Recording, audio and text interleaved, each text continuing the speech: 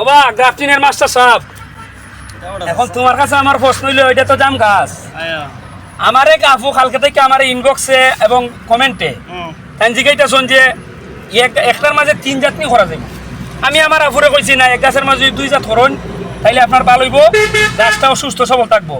এখন এদের মাঝে 3 জাত দিকে আমি আইলাম রে বাবা, যে আসলে কি 3 জাত করা যাবে? বাবারে এগুলা ঝামেলা অর্ডার নেই না। আমার এক বোন আমার জন্য ঢাকার 3টা বছর ধরে অপেক্ষা করে আছে যে সালে ভাই এইরকম একটা গাছ বানিয়ে দেন, একদিকে হবে সাদা জাম, আরেকদিকে হবে কুদে জাম, আরেকদিকে হবে থাইল্যান্ডের সাদা জাম, এই আমাদের দেশীয় কালো জাম। তো এই 3 জাত দিয়ে 2টি গাছ বসাইছি উনার জন্য, হয়তো উনিও হতে পারেন, আপনাকে কমেন্ট করছেন। দোয়া করবেন এখানে যেন গাছগুলো ফুটে উঠে আর ওনার যে একটা আশা রে বাবা, এটা যেন পূরণ হয়। তাইলে যদি এটা তো 3টা খুশি আইসা পড়ছে, হ্যাঁ লাইটেন না এখন, তাইলে মনে হয় যদি সাকসেস হয়ে যায় আমরা, তাইলে এক গাছে 3 জাত ওই আপুকে দেওয়া যাবে ইনশাল্লাহ। ইনশাল্লাহ ইনশাল্লাহ। তাইলে বুঝতে পারলাম। ধন্যবাদ সবাইকে।